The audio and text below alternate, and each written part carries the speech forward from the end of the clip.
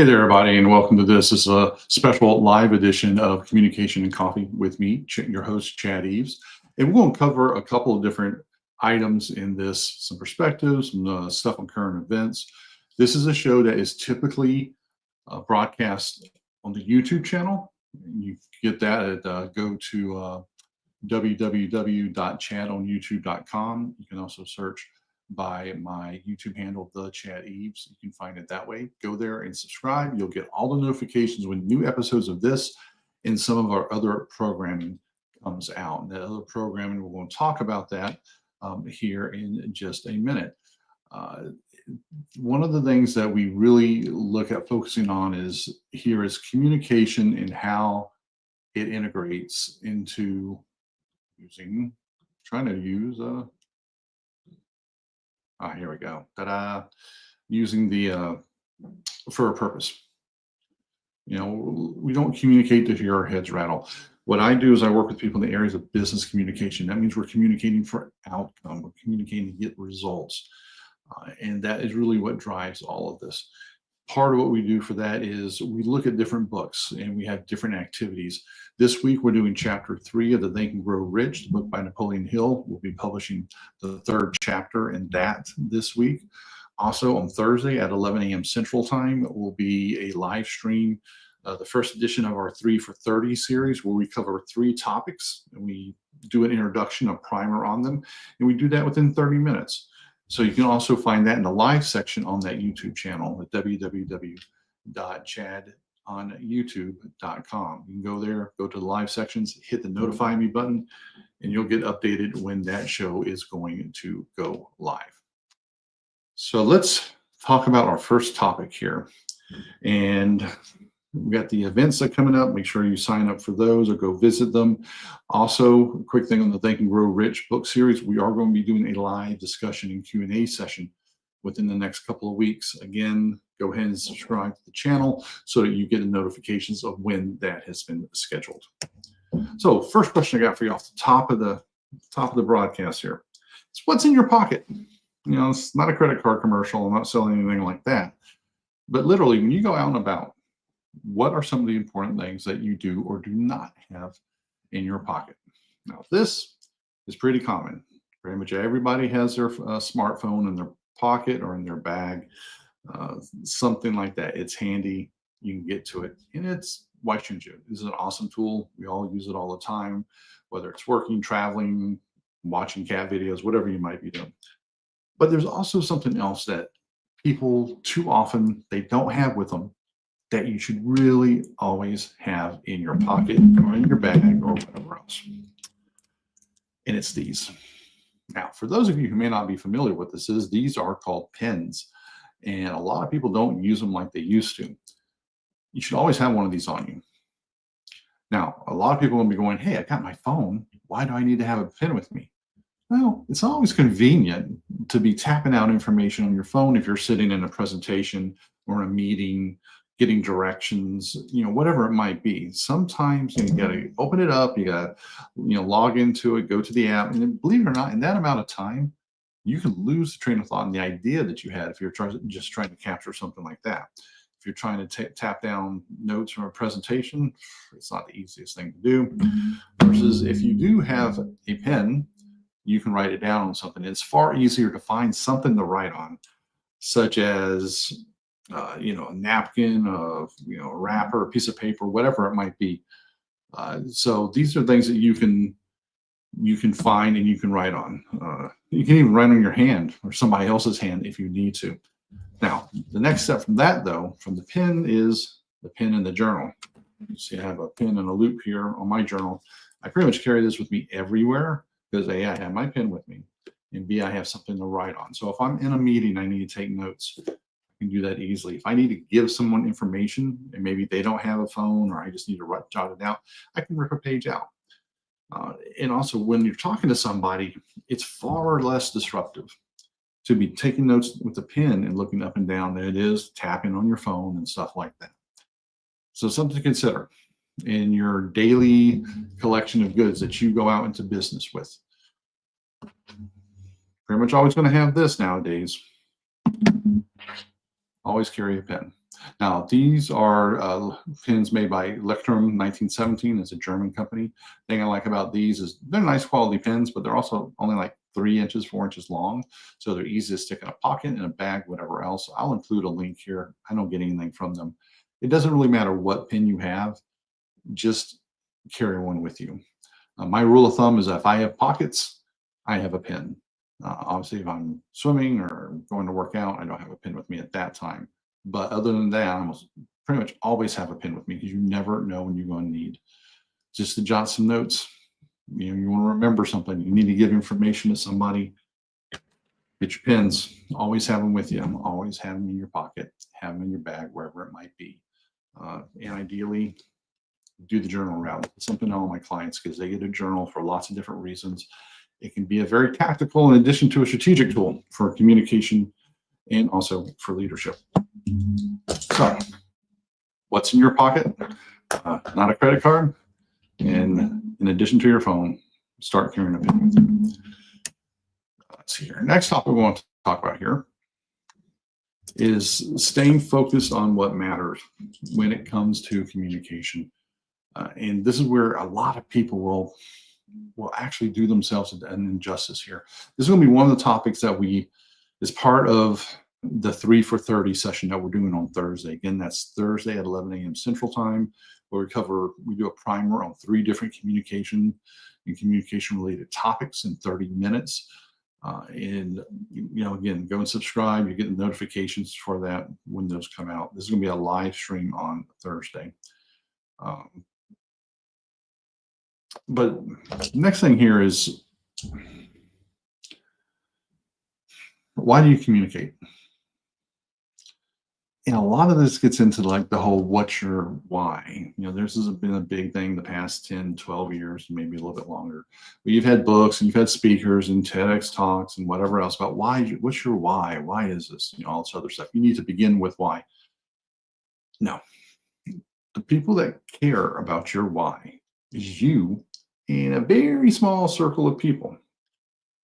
Outside of that, people don't really care about your why. What the world cares about and what you're paid for is outcomes, is desired outcomes. Why is important? Why is important to you? Why is important to the people immediately around you? But in the bigger picture of things, from a business perspective, people are paid on outcomes. They're paid on results, not paid on efforts, not paid on what their why is. If you think about it, there's an acronym called WEIT, whatever it takes. It's talking about the results. Whatever you've got to do to get that outcome. There's not one called WEMY, whatever motivates you.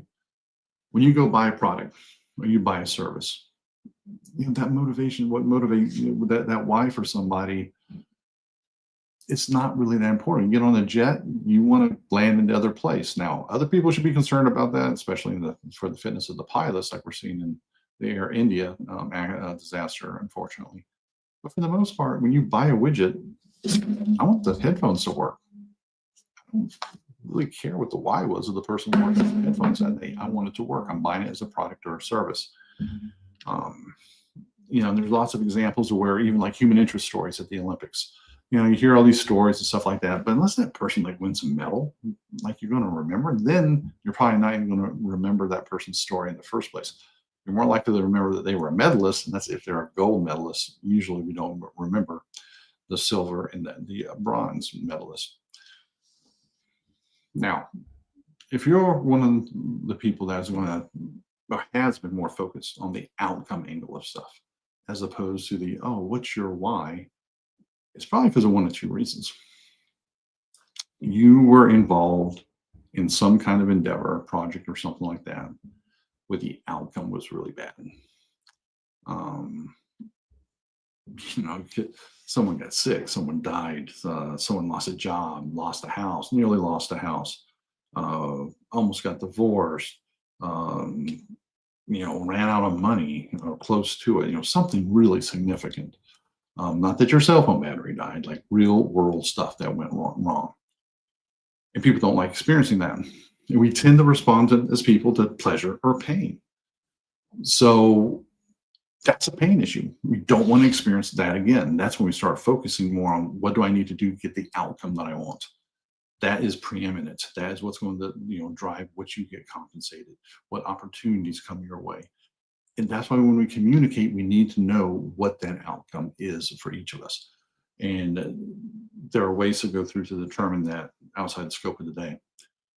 The other thing is that there's something that's so awesome to you that you want to experience the outcome. And it probably represents the pinnacle of what you do, maybe professionally, personally, something that you own, something that you do. And it's just something you've got to achieve. And that's the outcome that's driving you. Maybe you've experienced one or probably both of these. And so you've got a negative repulsion, you've got a positive attraction for the outcomes that you want to experience. And that's completely legitimate. Because when it gets right down to it, most people don't really give a shit about your why. It's important, but it's not important to other people. The other issue with why and kind of motivations in general is you don't want to overshare them either. There's a lot of talk and movement that, oh, you should be your genuine self, your full self, your authentic self at work. No, there's lots of reasons not to be that. I go over that in other coaching and other videos as well, and other material to come up. Another reason to subscribe. But oversharing can be a real problem. And the thing is, like, a lot of people don't care about your why unless it's going to benefit them, unless they can benefit and leverage it in some way for them. And most likely that will mean against you. So that's another reason to really be mindful of what your why is and not pin it at the forefront of what you're doing. Everyone cares about outcomes. It's what you get paid for. It's what you get your benefits for. Your co-workers, your bosses, people in finance and marketing, the leadership of your organization, maybe you if you're in that role. Anyone impacted by making decisions and taking actions, whoever's selling or transporting your goods, the restaurants in your town, hairstylists that only get paid because you were successful in generating revenue, your doctors, your gym owners, and that list goes on and on. Outcomes matter. This just shows how far the dollars from a successful outcome can reach out into the world. Not just in your town, but beyond. You travel somewhere, you buy something from some other place. Your dollars are traveling somewhere because you had a successful outcome. So that's the reason why outcomes are more important than why when it comes to what you're doing for work, and why we really focus on the desired outcomes when it comes to communication. Because everybody wants a successful outcome. That matters to everybody. So keep that in mind. We'll be talking about that and related stuff in the 3 for 30 session and other content on the video. A lot of what we do here with communication is the acts of communication, but also the elements that are around the perimeter of it that make you better at it. It gets you like the edge. Because a lot of times what you do in just fractions and little bits and little increments of improvement, those make all the difference. And this is one of those, is to be outcome focused, to be outcome conscious when you're doing stuff, especially including communication. So let's talk about what's been in the media the past week, roughly or so. And this is the crisis with the CEO and the chief people officer at Astronomer. If you haven't been seeing what's going on with this, basically it's two people that appear to be having an affair, went to a concert, got caught on a kiss cam, and then the whole world knew that they were seeing each other.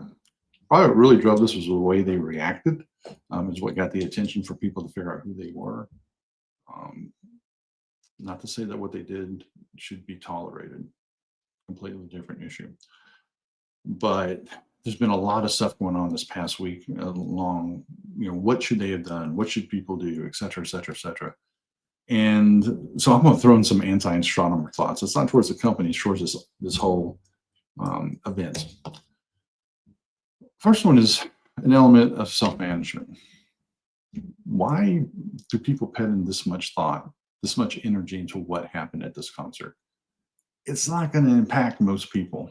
It's a largely unknown company, unless you were doing business with them, worked for them, something like that.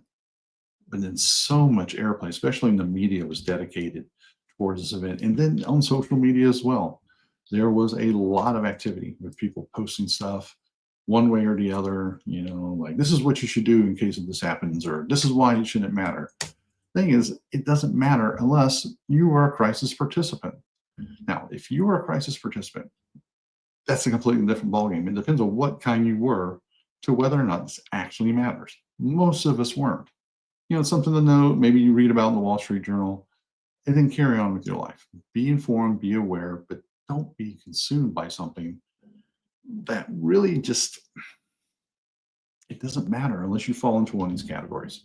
So let's talk about what it means to be a crisis participant, because this can help give you context on how involved you should really be when something happens. And it's going to vary from crisis to crisis. Sadly, there will probably be crises that you are intimately involved with in one degree or another. But a lot of times it's just noise that's going on around you. And when you're diverting your time and your energy to something that you're not involved with and you're not impacted by, you're really robbing yourself. So that's kind of the gist here is stay focused on what you're doing, what's really important for you, and don't get caught up in the media hype or the social media hype, the online hype of something that's happened, unless you are a crisis participant. So the first one we're talking about is first order. How do you know if you're a first order crisis participant? You are directly impacted by it, you caused it, and you are involved in its resolution. If you check at least two of those items, you're a first order participant, and you are obviously involved in how it's going to play out. Again, with Astronomer, most people did not fall into this bucket.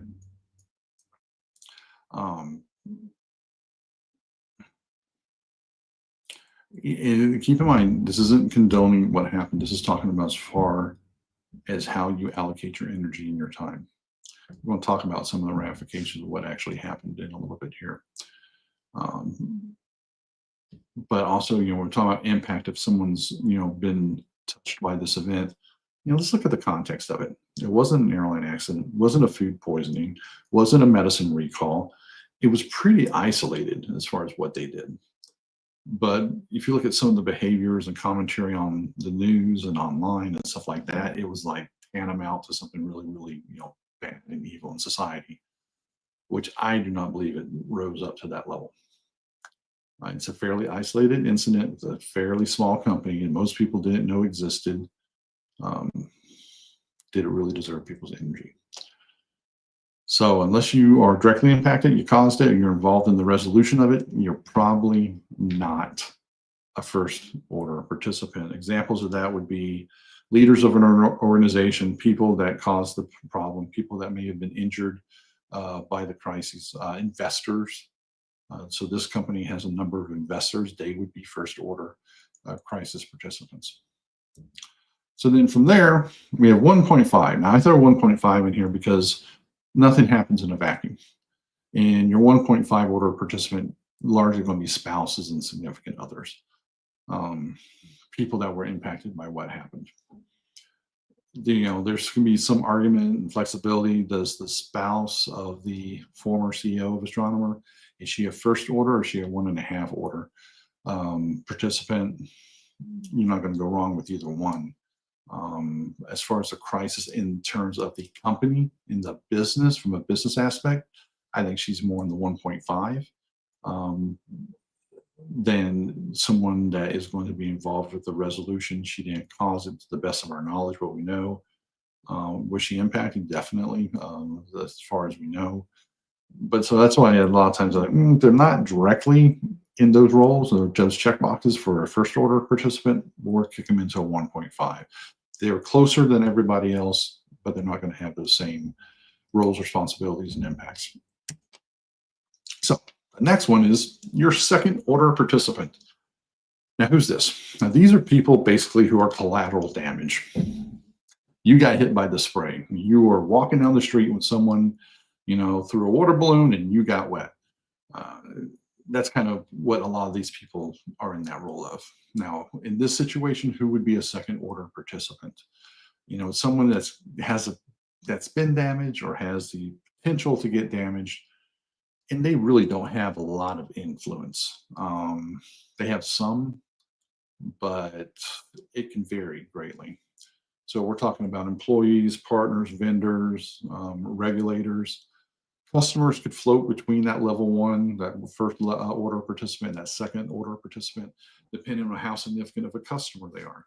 If it is a golden goose for a company where they get 90% of their revenue, that's a first order participant. If it's someone that's, buys 2% of your stuff and they're one of like 100,000 customers you got, those are largely going to be second order participants.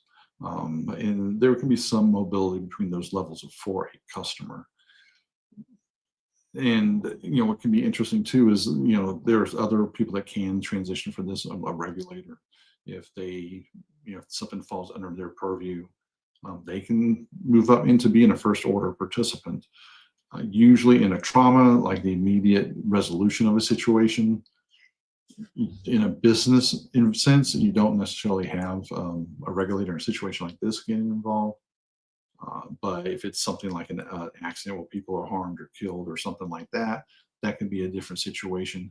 Though they, like if you take the example of an airliner accident, they'll probably get more involved for the long-term solution. Your regulators or government officials immediately involved are going to be like search and rescue, fire, something like that in that example. In a business example like this, where there's no harm, nobody's been killed or anything like that, you're probably not looking at an immediate regulator involvement. So then we have third order participants. You're largely irrelevant. These are people we're talking about like in the media, community figures, activists, bums on the side of the road. It's just like, okay, you have an opinion, but it doesn't really matter. It's especially in something that's a relatively small crisis, such as this. If because of this, Astronomer software caused hospitals to shut down, people get sick. Okay, that's a different situation. That's not what we're looking at here. So a lot of people are in that third order participant level, and then really you just have people that are along for the ride. They're giving their 2 cents. You see this on LinkedIn over the past week. Oh, you should do this or whatever. There's a couple different aspects of that. I'll comment on that in a minute. Now, how much of a scandal was this? There was a good amount of discussion I saw online where it's like, oh, this is a personal issue. It shouldn't matter. Depends. Depends on your organization. Depends on the culture of the organization. Depends on what you're doing. This kind of behavior can definitely be the kiss of death for a career or holding your current job or something like that. And the reason for this is the concept called demonstrated unreliability. This was a big thing when I was in the Navy, where you've shown that you cannot be trusted to do a certain function that's not related directly to what you're doing. How can I trust you to do that? Marriage can be one of those things. There are organizations and units that if you can't manage your marriage, you're out, you're gone, because it's just that extension. If you can't do that right, and especially with high stake operations where people can be harmed, killed, missions can fail because you're not reliable, you could be out. Now, in the business sense, this is probably more likely is, can people believe you? Can people trust that you're going to do what's expected, whether it's from a fiduciary perspective, a leadership perspective, that people feel like you're fair, which is where the real issue comes up with the CEO dating the chief people officer, as far as our policies going to be implemented fairly, especially if there was something in their governance that said employees aren't supposed to date or employees at that level are not supposed to date or something like that. How do you enforce that for other people if you don't listen to it, if that's the case? Now, there's also other factors that can go into this. Moral turpitude is another one, where if you behave in a way that basically is unacceptable to an organization or brings ill reputation upon them, that can also become a factor. Usually, a lot of times these things are tied together. If someone's doing something that does not demonstrate that they can do their job, a lot of times because they've crossed some line. and they made a decision that did not reflect positively upon them and what they do. So this is probably the primary way that the CEO ended up resigning in this case. Now, to look at the context of this, though, we don't know what happened. We don't know what's happening inside of Astronomer. And whoever is helping to manage the situation internally, if they brought in the crisis communication team, we're not going to know unless they release stuff, unless they say stuff. And that's the way it should be. As professionals in this field, we should not be talking about our clients. So anybody who's actually in this work is not going to be talking about it. Most likely, they shouldn't be. With that being said, there's a lot of Monday morning quarterbacks. Oh, you should do this. You should do that. Like, oh, you've got to put a statement out within 24 to 48 hours. Yes, textbook, you're supposed to do that. If nothing else, that you say, hey, something happened. We know something happened. We might not know everything about what happened, but we know it happened, and we're going to look into it. They were a little slow. Astronomer was a little slow in the draw in doing that. I think it came out Thursday or Friday. But let's keep this in context. This wasn't like the American Airlines helicopter collision over Reagan National Airport earlier this year. There wasn't people wondering if their loved ones were still alive or not. So it didn't rise to that same level of severity, to be quite honest. So, technically, should they have done it a day or two earlier? Yeah, I guess textbook wise, yes, they should have.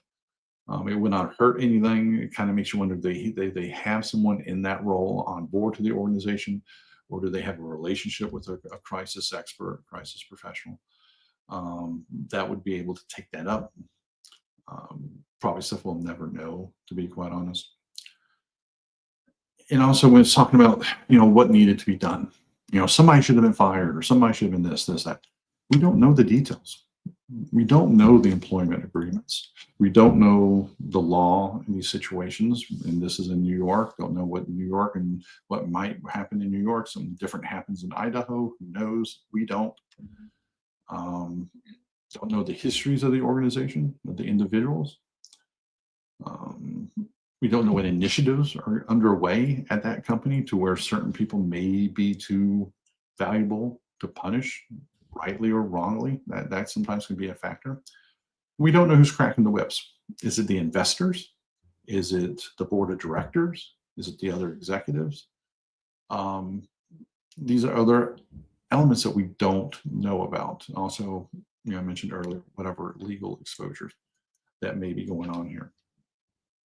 And so it's a great opportunity to say something, to get on a TV show, to drop your 2 cents in a LinkedIn post or something like that.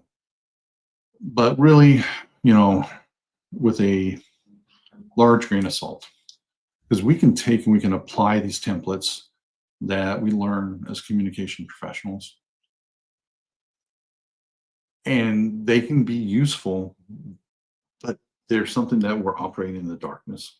We don't know what all the particulars were. Maybe they couldn't get a hold of these people for a day or two. Maybe they went dark. They weren't answering their phones. Who knows what's going on at this point. Could little things have been done to handle it better? And also, it's not over. Who knows what the terms of the resignation was? Who knows what the future of the chief HR officer is going to be? Last I checked the website, she was still listed as being on the team there. How does that play out? Why does it play out the way it does? The people that they're really going to be concerned about is not us watching it in the media or not involved with this work. It's going to be the investors. It's going to be the customers. And it's going to be the leadership of the organization. Even most employees, they're not going to factor into this decision unless they fall into a very rarefied group that has a high value or is very highly respected in these kind of situations. So fun to watch, makes great sport from afar. But in all reality, it was really something that most people probably put too much time and effort into watching and paying attention to over this past week. So take that for what it is. You know, it's always about energy conservation and focus. What do we do? How do we do it? Where do we focus? Thursday, don't forget about the 3 for 30 live stream at 11 o'clock when we're talking about desired outcome. We're going to be talking about motivations. We're going to be talking about confidence and how these contribute to becoming a more effective communicator and also as a leader. Next chapter for Think and Grow Rich drops this week. And also subscribe to www.chadonyoutube.com, or you can go and search for my handle, thechadeaves.com. Just a quick reminder though on that is there are other Chads on YouTube, and one of them actually has the handle of Chad on YouTube, some guy in Germany, I think. So look for the space and look for the communication content. Also the movie reviews that I've done on Formula One, the movie, and Superman. There'll be some other ones coming up shortly as well. And I'll see you around or online.